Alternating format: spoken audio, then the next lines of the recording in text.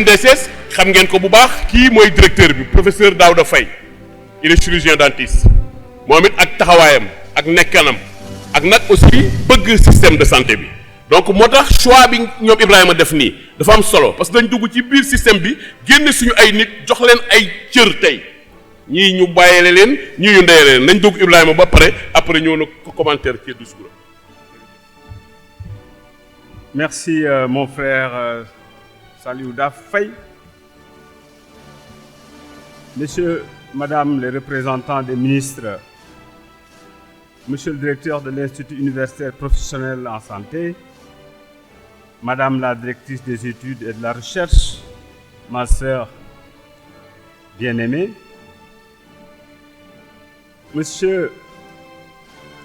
Madame la directrice de l'Institut Santé et Services, Monsieur le directeur des études, Babacar, mon ami, Mesdames, Messieurs les récipiendaires, Mesdames et Messieurs les invités en vos rangs et grades, je suis très satisfait, très content d'être dans cet environnement que j'ai intégré depuis une douzaine d'années. Mais je suis très satisfait aussi d'être dans ce contexte de parrain et de marraine avec mes amis, le ministre Safiatou Thiam, avec qui je partage des relations très particulières, Madame la directrice régionale de la santé de Dakar, ma jeune sœur, Ndeye Maguette, et l'ensemble des personnes qui sont là et qui se sont toujours battues pour le système de santé. Je veux extirper quelqu'un.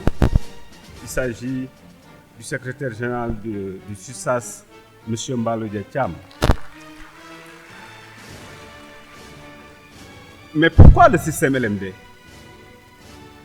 On parle de l'universitarisation de la formation, mais pourquoi? Je vais un peu parler de ça après. Pour le moment, je vais m'adresser plutôt aux récipiendaires. Vous avez une lourde responsabilité. Dans un contexte où personne, ou à la limite, la satisfaction par rapport à notre système de santé pose problème, pour la population, pour les autorités et pour aussi les praticiens. Finalement, personne n'est satisfait. La première non-satisfaction réside dans l'accueil au niveau de nos structures sanitaires.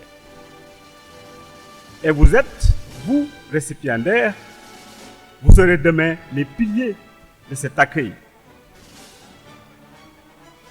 Les femmes qui accouchent parlent souvent de l'indiscipline des sages-femmes. Est-ce vrai? Est-ce faux? Il va falloir tenir compte de ça. Vous ne devez pas être indiscipliné. Peut-être que c'est la dernière fois qu'on vous mettra comme ça et qu'on vous parlera. Lorsque vous quitterez ici, peut-être que vous serez recruté et que vous allez travailler dans la fonction publique ou bien même dans les structures privées. Et je pense qu'il est important qu'on vous dise que vous devez garder la discipline, que vous devez garder la disponibilité, que vous devez garder le sérieux, le courage, l'abnégation. Vous devez être globalement à la disposition de la population. Quelles que soient vos qualités techniques, si vous n'êtes pas respectueux ou respectueuse envers les malades, vous avez 0 si on devait vous noter. Donc vous devez toujours garder la discipline, l'accueil, un bon accueil avec les malades. Ça, c'est extrêmement important. Et le fait que vous, récipiendaires, n'applaudissez pas par rapport à cela, j'ai comme l'impression que vous n'êtes pas d'accord avec moi. Je suis effectivement le directeur de l'École nationale de développement sanitaire et social. Quand moi je suis venu à l'ENDSS, je me suis dit, il était temps que le personnel paramédical ne soit pas enfermé dans une salle et ne pouvait donc pas pouvoir bouger. Parce qu'on est infirmier, on est sage-femme et on est infirmier et sage-femme jusqu'à la retraite. À moins qu'on quitte le système de santé pour aller faire l'administration. On s'est dit, il faut que la profession infirmière et sage-femme soit une profession qui puisse être amenée à progresser, à créer un boulevard pour que les gens puissent effectivement progresser au niveau de cette profession. C'était long, il y a eu une farouche résistance par rapport à cela, mais au finish, comme de Greg Moïmoudé, les gens ont fini par accepter. C'est la raison pour laquelle je remercie fortement son Excellence, Monsieur le Président de la République, qui a voulu prendre cette décision, effectivement, de faire de la profession infirmière et sage-femme une profession qui migre vers l'université. Et ça, c'est important. Qu'est-ce que nous avons fait? Il y a une licence en sciences infirmières avec des options. Option sage-femme, option infirmière. Vous êtes, aujourd'hui, vous serez titulaire d'une licence en sciences infirmières, option infirmière ou option sage-femme. Après, vous avez la possibilité de faire des masters de spécialité dans presque toutes les spécialités médicales. Odontologie, ophtalmologie, biologie, néphrologie, anesthésie réa, cardiologie. Donc, bref, toutes les disciplines médicales, vous allez pouvoir faire des masters dans ces disciplines. Si je voulais être long, j'allais expliquer pourquoi on devait mettre en place ces masters. Parce que vous savez très bien qu'au niveau régional, dans nos régions, nous avons un déficit de spécialistes dans ce domaine. Nous n'avons pas suffisamment de médecins spécialistes dans nos structures. Il faut que l'État sénégalais crée une alternative pour résoudre ce problème-là. Pour que quand quelqu'un a des problèmes au niveau régional, qu'il puisse avoir un praticien disponible par rapport à cela. C'est ça qui fait en priorité que l'État est en train de mettre en place des masters de spécialisation qui seront affectés dans les régions et que dans ces régions-là, les gens pourront effectivement résoudre les problèmes. Et après, il faut organiser un cadre de référence contre référence pour que ces spécialités-là puissent être hulées au niveau national. Et je pense que ça, c'est extrêmement important. Nous avons aussi au niveau de l'université.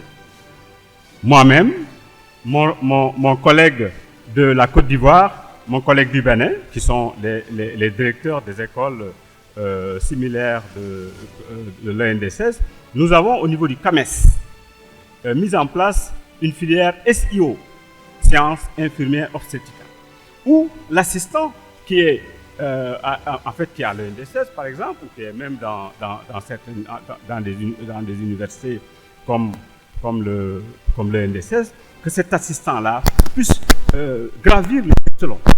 Assistant, maître de conférence, professeur agrégé et professeur titulaire.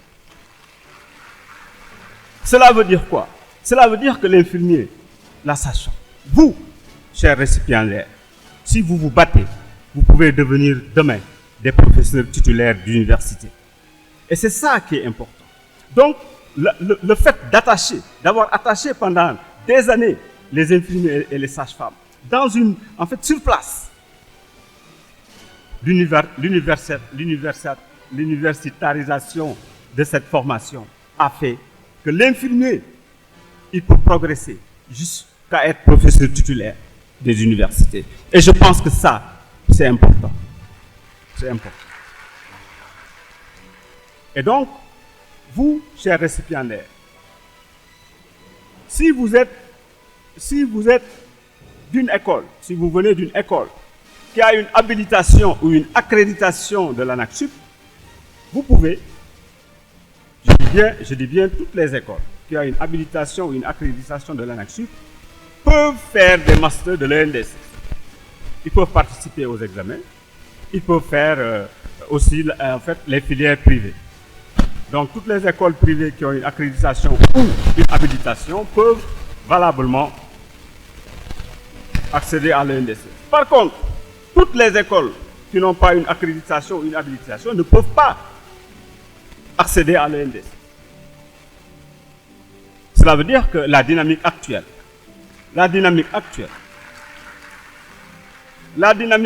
serait effectivement de converger vers l'accréditation ou l'habilitation. C'est ça la dynamique actuelle. Parce que nous savons tous qu'il y a énormément de problèmes au niveau de notre système de formation des paramédicaux au Sénégal, ça c'est clair. Moi, je me pose la question, si par rapport à un examen, les personnes qui ne réussissent pas à l'examen, depuis une dizaine d'années, c'est des milliers de personnes ou des dizaines de milliers de personnes. Où est-ce qu'ils sont et qu'est-ce qu'ils font? Où est-ce qu'ils sont et qu'est-ce qu'ils font? La majeure partie travaille dans nos structures de santé, qui ne sont pas diplômés. Et on parlera demain de problèmes d'accueil. Il faut que ce problème-là devra pouvoir être réglé avec ce problème d'accréditation ou d'habilitation, où il faut avoir le courage de fermer les écoles qui ne font pas l'objet d'accréditation, de les fermer. Parce qu'en fait, si notre pays veut être sérieux, il faut que toute école qui n'est pas une bonne école, qui n'a pas l'accréditation ou l'habilitation de l'ANAQ-Sup, soit fermée. Et que les autres écoles qui ont une habilitation ou une accréditation, qu'on puisse les laisser faire leurs propres examens, organiser leurs propres examens, aussi créer des filières qu'ils veulent créer. Je pense que ça, c'est extrêmement important. Il y a des résistances, il y aura des résistances, mais il faut se battre dans la vie. Et c'est ça le conseil que je vais vous donner, vous chers récipiendaires. Vous serez confrontés à des difficultés dans la vie professionnelle. La vie professionnelle n'est pas réservée aux enfants de cœur. Vous devez vous battre. Vous aurez beaucoup de difficultés. Mais c'est dans la bataille, la persévérance, les combats que vous devrez gagner, que vous pourrez progresser. Sinon, vous serez piétinés et vous allez disparaître. Je vous remercie.